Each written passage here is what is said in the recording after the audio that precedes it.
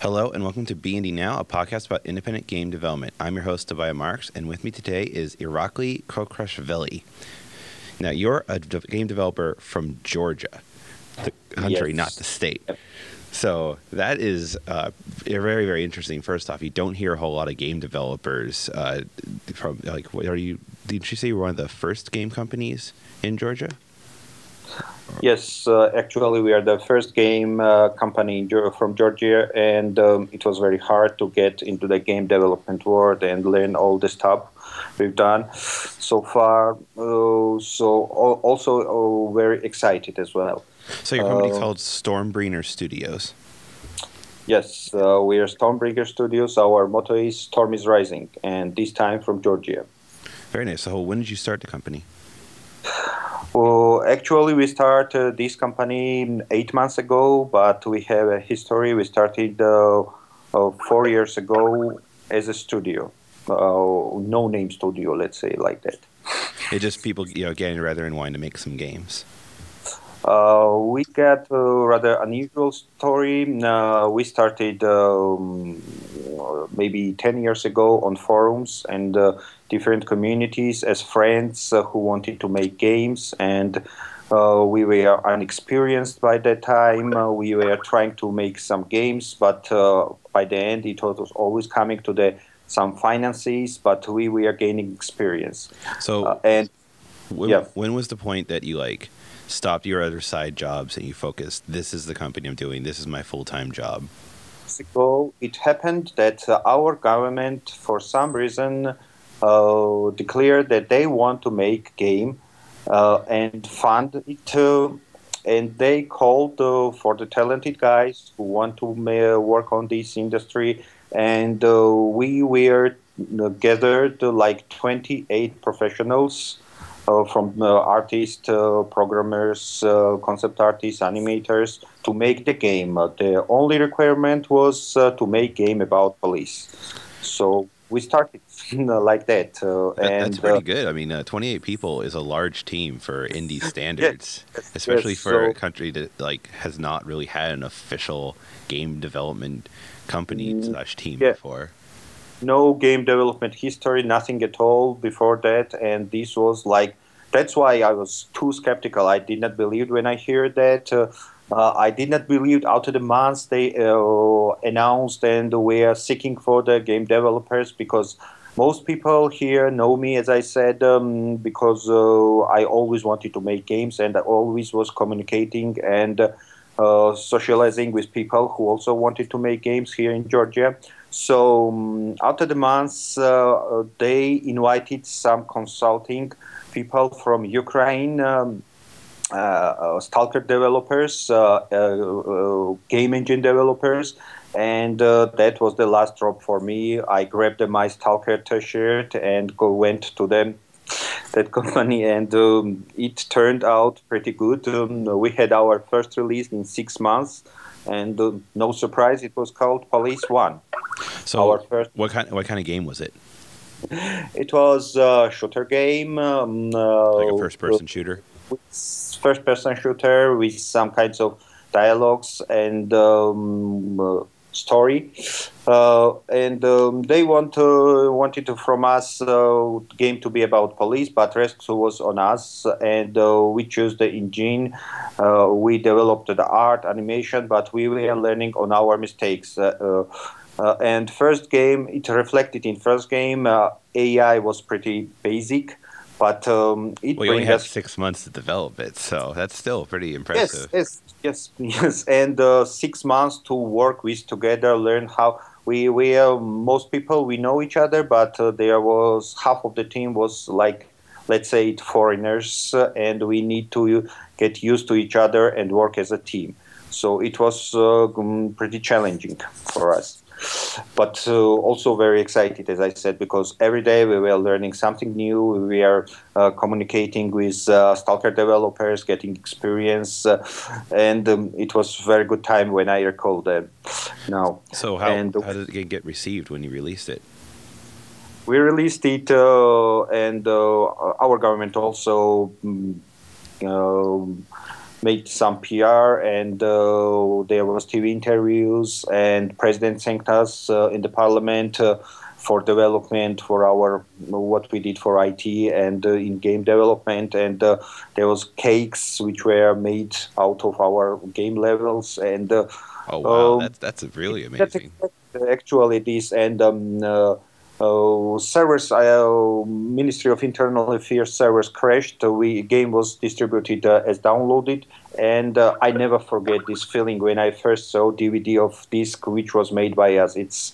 I probably will remember this for whole my life. Yeah, that is amazing to have that like so Yeah, much yeah, positive yeah. response. So far that we tracked, there was about 1 million downloads. This is what we actually tracked, but it was then redistributed and copied. Major interest when I analyzed this information, because it was the first Georgian game such scale, and so most people were interesting. What these guys have done. Let's Yeah, see. that is that 1 million worldwide downloads, or most of them from Georgia. What that I'm saying, what we actually tracked, what was downloaded within the Georgia and outside the Georgia, but then it was hosted to other sites, and they also get some downloads. And today I have no actual Yeah, it's tracking. hard to track after a while because it gets mirrored everywhere, and you can't really figure it out. But so what do you think? Most of your game players were from Georgia, or were you getting a large foreigner? At least the first wave was most from Georgia, of course, and then from Russia and the rest of the world. Very cool. What language was the game in? Okay, it was in Georgian. Yeah. Did you ever translate it to other languages to get more people to be able to play it? We are not aiming because our government also looking at that these should encourage game development in Georgia. So this was the project we are learning, and we have our second release in 7 months after that. Oh yeah. So tell me about the sequel. It was also not so original. It was called Police 2. But difference was huge in graphics, in AI, in everything. This time we had not only just shooter, we have multiple dialogues with multiple outcome. You can first play the quest level, then you can play the shooter, or vice versa. We also had Easter egg level, and it was very decent and modern by that time. We were using UDK. For both games, and after that I put download links on different foreign forums, and we get noted by American entrepreneurs actually, and they were very impressed by our progress from the first part, and there was only 7 months time frame between them. Yeah, that's a pretty good turnaround time for a brand new studio, for a brand new team. I mean, what was it about the same people who were on Police 1 were on Police 2, or did you scale up, scale down? We may get added few artists, and this time I was also reading some graphics programming courses in my in a state university. So I know few talented students there who wanted to work in game development. So we grabbed the 5 of them, and actually 3 of them remained and developed as very good game developers, and they are still working in our company. Awesome. And we also had a few artists as well, concept artist and one animator, and most of the team was same. Very, very cool. So what was the response to Police 2 then? Like just more people, more download, same stuff, or? So this was the game we are proud that we made. It was looking decent, and this brought us, as I said, to the we go outside of the Georgia this time, and this was the first time we tested what is to work for foreign companies as game developer. What is we starting doing outsource for other companies, and half of the company we hired to work as outsource, and we did first was the small projects. We did only modeling or texturing or animating for Microsoft, by the way, for Kixeye, and our biggest project we done so far for Larva Game Studios, Last Day on Earth. We worked on the project year and a half, 15 people from our studio. Very cool. So it was nice that you got that initial funding from the government to be able to start your company and get the people together. And we still get funded when we are working on those outsourced. So half of the people we are working on the Police 3 and another half on outsourced projects, and we get access to the Unreal Engine 3, and we are developing for Xbox and PS3, and it was the huge experience, and we are so excited. We learned a lot. I'm kind of curious. I don't know if you don't want to reveal these numbers and all that, but what was a greater sum, the funding that you're getting from the government or the amount of contracts you were doing? Were you like making tons more on the contracts, or the contracts not enough? Pretty equal, because for Police 2 they provided mock-up studio, pretty decent 24 camera mock-up studio, and we also mastered it and used for Police 2 and Last Day on Earth. And this mock-up studio, we brought some consulting from the Ukraine, and they said they don't have such good quality mock-up studio there as well. So this was also pretty costly for our government. Very cool. So you were working on Police 3. Tell me about that one. We almost finished this game. 90% of the game was done, and it was the another iteration, and we learned a lot, and we mastered shooter genre very much. And from the Last Day on Earth, we also mastered multiplayer, how to make co-op and stuff like that. And we were planning to put multiplayer in that one, but there are some changes happened in our country. Our opposition came to the as government, and most of the projects we have put on hold, including our project. So it got kind of funding cut, so it's kind of sitting at that 90% done state right now. Yes. But as I said, we almost 2 years already we're working for the outsource, and then we had this conversation with the whole team, what we are going to do now.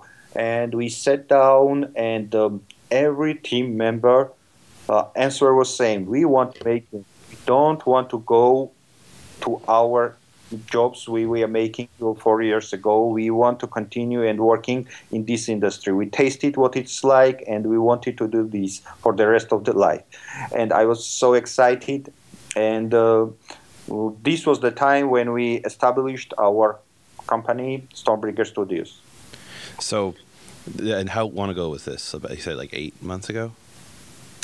About 8 months ago, and one of the friends in US recommended me to fill a few applications for startup companies like ours. And I filled those applications and forget like accelerators, right? To get funding.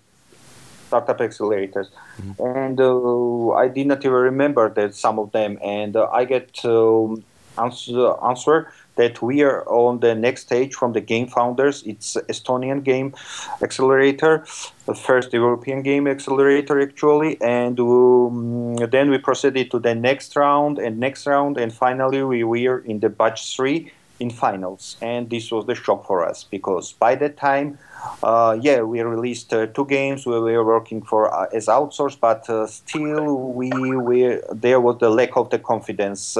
We are not ready for the prime time. We are not experienced enough, and we are a bit shy.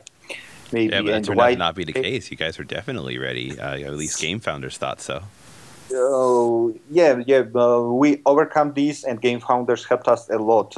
This was the major what we learned in Game Founders. First few weeks we are very frustrated. We were feeling uncomfortably. Our pitches were horrible, and what we are doing here, why we are here, And when we started our company, we thought like that. Now we are commercial studio. We need to get raise some funds and have income very quickly. So let's make small mobile games as rest of the world does. Because if we make big projects, maybe we won't survive. So we made few prototypes, and when we arrived at Game Founders, we were pitching those small mobile games, and. As I said, we were unexperienced, we were very nervous, we don't know how to pitch, and other teams also have these small mobile games, and then we sit down after the first week and start thinking what we are doing. We called back to our team in Georgia, and we had a long conversation, and we decided, no, we are trained to make big, complex games. Let's not make these small games. Guys, three-guy team can make these small game and very quality games, but we can make bigger and complex games, and let's focus on that. You didn't just want to make like a small mobile title because you have the ability to go for the big prize. We did not abandon this direction, and we are still working on some mobile games, but we formed another division for that. And actually, there's another company. I hope they are almost in the finals in the next batch of the Game Founders. So I wish them luck, and we are also interested, but it's very hard because we have this opportunity to grow as a team who can make these complex games with the modern engines. So I don't want to, and we don't want it to lose this, and broke into the several 5-6 people teams who make small games, but we decided to make one game. And it happened that we are mostly experienced in shooters, and we decided to make online shooter. And as we done this before for other companies as outsource, and our next game, we decided to make it as a shooter. And we start researching market and thinking about business model. Very, very cool. So backing up a bit, why don't you talk a bit more about like Game Founders and what it is? As some of the people out there probably haven't heard of it before or not really sure what the accelerator process is like. Game Founders is the first year accelerator. They have several batches during the year. Every team can apply, and there were teams from US, Latvia. We were first Georgian team, India, Germany, and so on. So basically all over the world, and they have they invest as seed capital maximum 15,000 euros, and for that they provide the network of the mentors. There are hundreds of mentors from all over the industry. They have very cool seminars almost every day, pitching sessions. And also they bring you in the US, in the big offices in Microsoft, Sony, Zynga, Facebook, Google, in a film of Rovio, and so on. And you see all these people, how industry works from inside. You attend demo days in San Francisco, Game Connection in Paris, and all major events which happens while you are in the Game Founders. It lasts 3 months, and all that in 3 months. That's a pretty whirlwind tour. Yes, and it's huge experience. Just seeing these iconic persons from the game industry, and you can just go and talk eye to eye with them, and it's amazing experience. And it was very important for us because we saw that in this industry there's many talented people, but they thought and talk and act like you, and they are not demigods, they are usual people, but very talented people. So this brings us a lot of confidence in our strengths that we can do the same if we keep going and we choose the right direction. So yeah, game developers are always super friendly, and they're always really good about sharing and talking with other people and helping out new companies. Yeah, maybe 25 people, and we have same ideas, but rest of the world here, at least until now, it was very hard to talk to someone and They understand why do you choose this industry or why are you making games. If you burn, for example, in the California, in the Silicon Valley, there's maybe in a 1 kilometer radius there will be with high probability one game studio. But here we were first, and it's exciting as well, but it's also a bit harder. But right now I'm seeing many other companies, they saw what we are doing. When we returned from the Game Founders, we have several interviews in TVs, and guys from the school, from universities approaching us and ask for advice. And I see few small companies emerging here, and it's very exciting and very important for me and for other guys in our company. Very, very cool. So it sounds like you definitely thought going with Game Founders was worth it to you. Of course. It was very good timing as well, and it was medicine what we needed by that moment. And we understand many things. We had different expectations at first. We were thinking that we need to be professionals, and that's enough. Make cool game, make cool graphics, make cool story, and that's it. The whole world will love it, and everybody will reach millions of players. But this is not the actual case, and it's not how usually it works. You need to know how to PR your game, how to talk to the people, know a lot of people, build your network, and this is what we learned in Game Founders and what they provided. Yeah, it's all that business side to, game development business. You need both. Of course, there are chances that you make cool game, and there are chances that you get noted, but there's also chances to win a lottery, and I think it's almost the same. Yeah, you can't just put it out there and expect, well, I hope it goes viral. You have to make it happen. It's the biggest nightmare of the game developer, that you can make quality game, you potentially can reach millions of users, but only 15 or 20 of your friends will notice when you release it. Yeah, definitely. So like, what do you think is the biggest lesson you learned out of all of that trip and talking to people? Like, what perception did you have, or I don't know, like what was your biggest lesson learned in the 3 months? To sum it up, connect. This is the biggest lesson for me, and this is what I'm doing now, and I'm loving it actually. There's no excuse for game developers not to start promoting your game from the day one. Okay, let's first do game, let's first do prototype, and later maybe in the last 2 weeks we'll start promoting. No way. You need to start promoting your game from day one, and spend every day and have dedicated person who is doing this. So this is also very, very important. If you want to sell game, if it's your hobby or you are doing for yourself, then it's okay. You can do whatever you like. Yeah, I mean, but that defines the difference between a hobbyist developer and that serious company. Very, very cool. So now you're working on Steamaria, which is the multiplayer shooter you mentioned. Steamaria is the game that we came out with this concept and idea while we were in the Game Founders.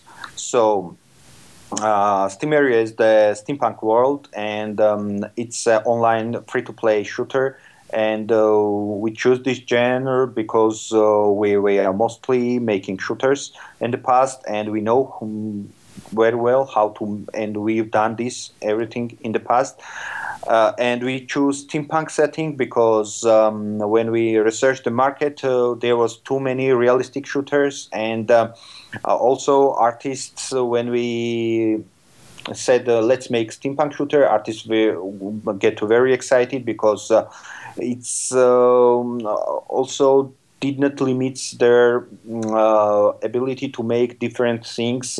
For example, if you're making a realistic weapon, you need to follow some blueprints and make this weapon look like it should look. But yeah, you get some artistic license with steampunk. Yeah, you could put fancy bells and whistles on it, literally.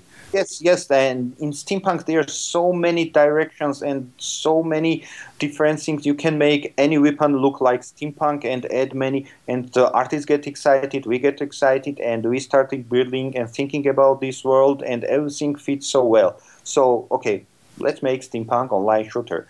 But we starting this time. We started not from the story, not from the world describing, but first we made the business model. And we did some research. We listened to the seminars, and free to play was very popular, and it's very popular today. Okay, let's make free to play games. We are the startup. Nobody knows yet about us. So we need to attract as many users as possible, and we choose the free-to-play for that reason. Also, we thought what platforms or what hardware we can support, and I get noticed that Oculus Rift was very popular and it's gaining its momentum. And I said, let's try it, and we ordered the dev kit. And I was very skeptical when it arrived. Because we saw these kind of devices almost every year, and there was VFX one maybe 15 years ago, and they were not so effective. And I thought, yeah, it's another iteration, but let's give it a try. When DevKit arrived, I wear it almost for 2 days. And I was, oh my God, this is the next big thing. We definitely need to support it. Yeah, definitely. I was like totally, whatever. That'll be cool, but I don't need one. And then I tried one on, and it makes all the difference. It's maybe very in baby state for the moment, but I am seeing articles coming all over the world, and I have many friends already in game world, and when I ask them, they are like saying some rumors that many big game companies are researching VR, and maybe it won't be Oculus, but it definitely VR is the way to go. I'm pro VR definitely for now, and I'm supporting it. And we brought Oculus in the Game Connection Paris, and maybe there was 900 persons. I stopped counting them that came, and I saw the people's reaction on them, and it was so much fun and so much entertainment. So definitely, people will love it. So how much extra work was it to support VR? So, yeah, it was. Yeah, sorry. Second decision, we will going to support Oculus Rift. Then we thought, let's make players allow players to make money in our game, and why not? We thought if player plays well, we will allow to earn the money. So in our game, if player reaches at higher levels, let's say 40 level, he or she can challenge another player with same level, and they agree on the weapons, they agree on the armor, they agree on the arena, they have several iterations, fight with each other, and the winner will get all the money. And we saw the cash play 2 weeks ago, and Apple agreed, and they get green lighted, and the Gamma Sutra called it the historic decision. So I guess we choose the right direction with that as well. So I'm seeing, or it's my vision that more and more games, right now they're the more mobile games, but in the future there will be more games on PC as well to support this business model and this kind of monetization. Yeah, that kind of, it's not really, I don't want to say gambling because it has a lot of other legal implications, but that kind of betting and winning system, players seem to like a lot because they feel like they're gaining out of it, even though you're going to be taking a percentage of every transaction. It's not quite gambling, because if you play well, you can also earn some money, and why not do this? And we also learned that we are startup, we need to experiment with stuff like that. We have nothing to lose. We don't have some franchise, and we don't have to release another version of some game, so we can experiment with stuff like that. And when we talked to the mentors and first time, and when we explained what we are going to do, there was like maybe 5 minutes, 3 minute pause, and we absolutely love it.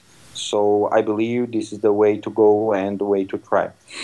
Yeah, it's very interesting. So are you also going to be like selling weapons and coins and stuff in game, the traditional freemium stuff? Yes. It's very important in our game. We will sell in-game items, we will sell weapons, customizations, badges, sigils and stuff like that. But in our game, it will be not pay to win. It will be a fair play game. So all these customizations won't affect the game balance. Yeah, so it's all, cosmetic changes or, maybe Also, leveling faster or something like that. yes, we have very talented artists, so we can produce very quality assets. So we will. This is one of our strengths, our studio strengths. So we will use this. We will produce as many items, as many customizations as possible. We can also offer player, for example, dedicated armor that only this player will have. He can send us some, and of course it will be costly, but only this player will have this armor set or this kind of weapon, customized weapon. That's very cool, having like a unique weapon that you pay extra for. How much would like a unique weapon cost? Like $100 or more? Do some research, and we also learned how to launch games. So maybe we first launch this game in Asia, then in Russia, and then in the rest of the world. So when we analyze the information from one country and one soft launch, then we adjust, make some patches and changes and updates, and release in another world, in Yeah. another. That's a good way to do it, to kind of experiment That- and see what works. So going back a little bit, like how hard was it to support VR and the Oculus Rift in the UDK? Oh, it's very well supported by Unreal Engine. It's direct integration. Unreal Engine 3, 4, and Unity supports it.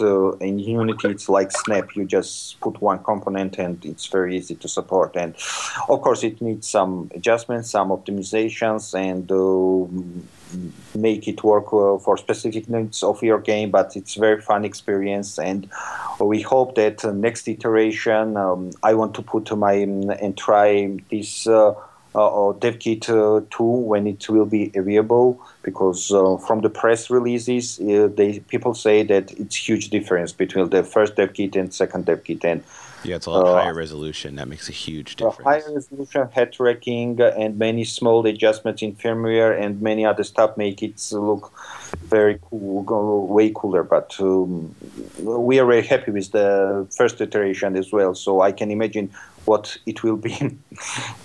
So when supporting the Oculus Rift, do you have to change any of the design of the game or any of the structure, or do you kind of still make it how you would? Yes, yes. It's a first-person shooter, and we are still experimenting with the control, because there are several control schemes, and we still need to do some research. Which is the best? For the moment, it's a PC game, and we need to make better configuration, how to make it work with keyboard and mouse. But in future, I hope when it will be widespread and VR will be everywhere, we have different control schemes, and get rid of this ancient mouse and keyboard. Because it kills a bit immersion when you are here. You are there, you are in putting this device, you are in different world, you are experiencing a lot of stuff, but you still have to use mouse, keyboard, or maybe even joystick to control your avatar. Yeah, you experience this world by twiddling your fingers, and it's starting to get a weird disconnect at that point. Yes, did you see the Her movie? Very, very cool. Their science fiction movie, Her. No, I haven't seen it yet. They're using control like that with the fingers, and there's very cool AI operating system, and it's very cool movie. I'll have to check it out. Yeah, it came out recently, right? Yeah. Yeah, I haven't been going to the theater, so I've been like out of the loop. Mm-hmm. So, how long have you've been knowing Samaria for about 8 months now, right? Yes. So how much more does it need until it's going to be released, or that first version comes out? We are working it by hour, and we are also trying to find other projects to make studio run, and also helping local communities. And we are looking for investor for the moment to make it happen faster. So if we get enough investment, and in Georgia, game development and everything is way lower than in the rest of the country. So we need about €500,000 to make this game online, release on Steam, with all the stuff I've talked and in this case, we need 1 year, but without investment, it may take longer. How many people are you planning to have work on it?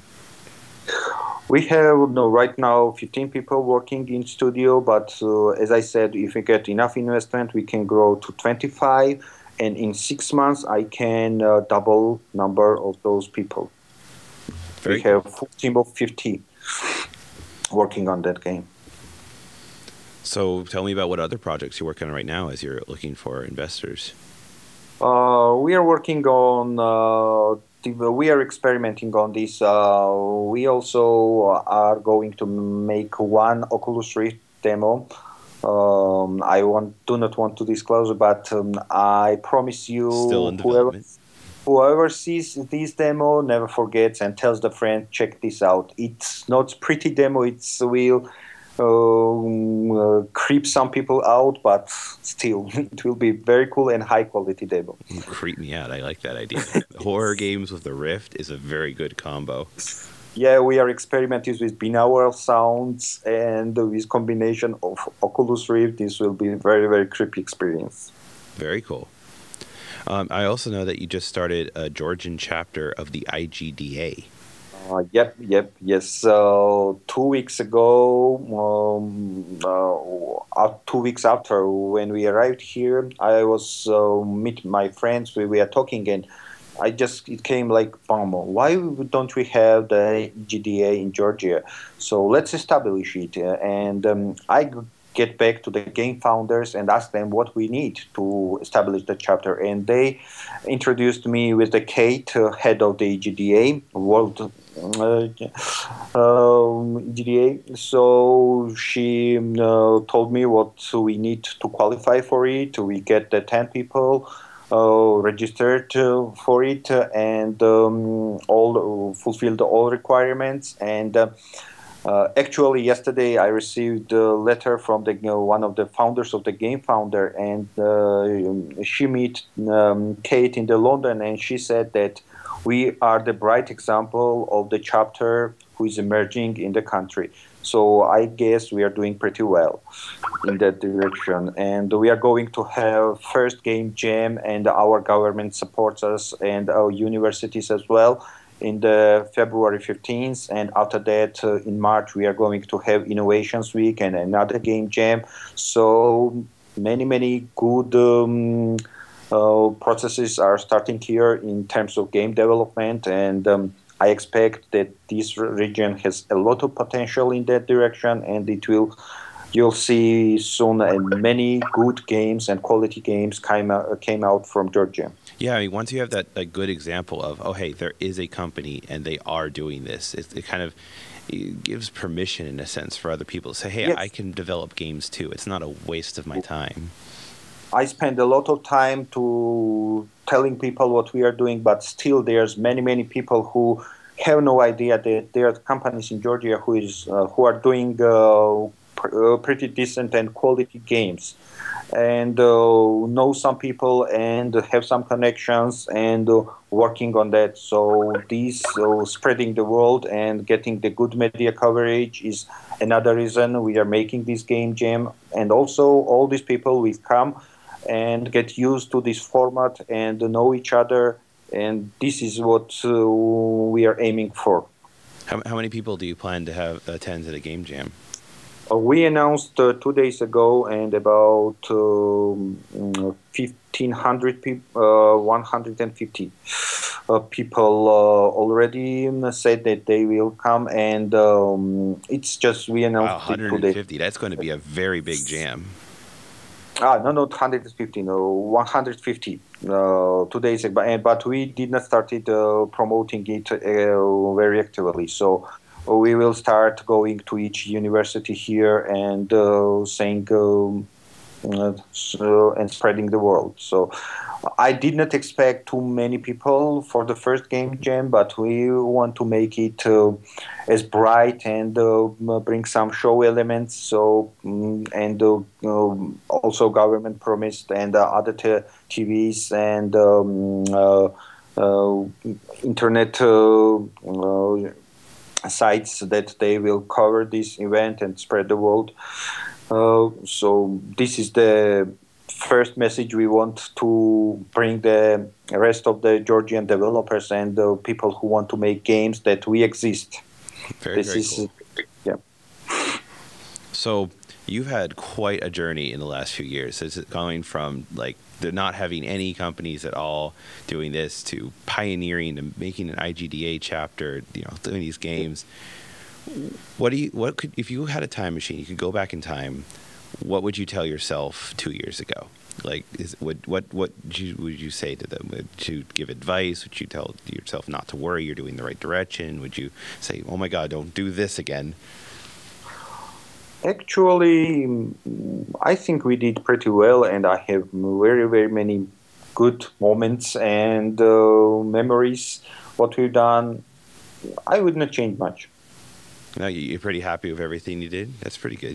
It's good to have no regrets. Like you learned stuff, you did stuff. As I said, 5 years ago, I never imagined that our government will announce that they will fund game project, they will buy mockup studio and provide everything they did. 2 years ago, I never imagined that I will meet Epic's vice president and I get access to the technologies that are beyond my imagination. I could not imagine that I meet Robin Hanekel and talk to her and get inspired by her. So it's like living in a dream.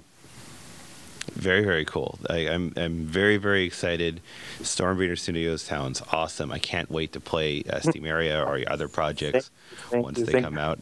Yeah, actually, yesterday I received email from the Casual Connect Amsterdam event, and the Steamaria get qualified, and they provided a place and 2 people ticket so we can go there and present and promote our game. Very cool. That should be exciting. Yes. Show it off and hopefully find some more investors to finish it up. Yeah. And we also maybe get some prizes as Indie Prize Award. Very cool. Very, very cool. Mm-hmm. So I like to end every show by talking about not just the games we've been making lately, but what have we been playing? So what kind of games have you been playing last few weeks? Last few weeks, I always wanted to play Dishonored, and I played it from start to beginning as stealth action. I get a little bit time, and all DLCs, and I love this game very much. And the Brothers, the Tale of Two Brothers. Oh man, I love Brothers so much. That game is beautiful. I start thinking making something like that as well, because this is bright example how can you make with good story, with good settings, with good graphics, and it's amazing experience as well. Yeah, no, that ending to Brothers is, I won't spoil it, but it's pretty amazing. It does things with games I didn't know that you could do. PS3, I start playing Beyond Two Souls, so I am in the middle of it. Very, very cool. For me, I've been kind of running around and haven't had a chance to sound down with a lot of video games lately, but I have been playing a lot more board games. I've been over the weekend, I played a bunch of new ones with more friends. So I've been trying out Red Dragon Inn, which is based on the Dragonlance world. It's like a game where you're at a tavern drinking, and it was okay. It wasn't, my favorite card game, but it was still an interesting kind of game, slightly different than the ones I played before. And I also will admit that I've been playing the My Little Pony collectible card game. And one thing I will appreciate about it is that most card games I see, they're just a clone of Magic the Gathering. It's just like a creatures attack.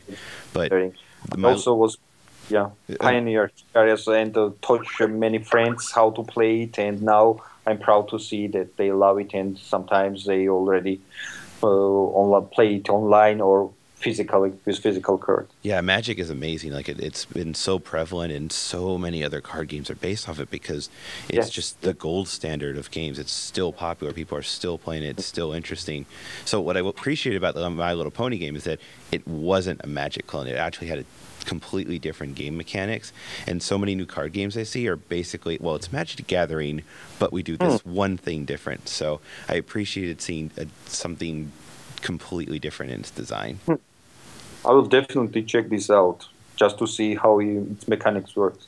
Yeah, I mean, I love checking out, just board games, card games, as well as digital games, because you can learn about design for all of them and what makes a good play experience and how to understand rules, especially. Most games, core mechanics of behind the scenes is the same, comes from the board games, and it works. Mathematics and everything and probabilities are same. It just most games are direct copy of them. So. Yeah, and from a tutorial point of view, if you study board game manuals, because a lot of them are actually horribly written, but if good ones are really shining examples on how to teach, because it's really hard to teach someone how to play a board game when they don't know anything about the game, and you can't show them anything. You can't do anything for them or tell them you're doing it wrong. So where can we find more about your company, Stormbreeder Studios? I learned from game founders that we need to make a hustle and reach as many sites and write blogs and promote your game. So this is what we are doing now, and we have some blog entries. So actually, before this interview, I finished the article that already some journalists coming to me from different sites and asking for the interviews or some articles. So I'm just finished, as I said, reading one of the articles. I proposed, I have several articles. Can you choose from them? No, you need to write new one. And this was very cool as well for me. That's very cool. Definitely good to get expressed. Where can we find those articles? What's the URL? I have some blog entries on the Gamma Sutra, and now I am writing for what's called Game Source. Okay, I'll make sure I get a link in the show notes for people to find that as well. You can also fan you on Facebook, right? Facebook.com/Stormbreeder Studio. DDB and several other sites on Google Plus or mostly everywhere. We have YouTube channel and so on. Yeah, Twitter? Definitely. Plug your Twitter. Okay. What's your Twitter handle? Stormbreeder is. I'm registered on so many sites. I also, as the IGDA leader, I have several. Same for the IGDA and several other entries, and I'm get lost. How many sites? Yeah, you got to get your name out there, right? You got to have every way people want to communicate with you. Yes. So I have this list written in the document and have in several places. So I may not remember all these handles and URLs and stuff like that. Well, all the links will be in the show notes for the show, which you can find at beindynow.com. You go there, you can find this episode, past episodes, notes, links, all that stuff. If you want to email the show, it's show@beindynow. If you have any comments or feedback or you want to be a guest in the future. If you want to find more about me, you can go to my blog, tobiahmarks.com, where I have hopefully interesting articles, resources that any developers might find useful, or you could just follow me on Twitter at Tobiah Marks.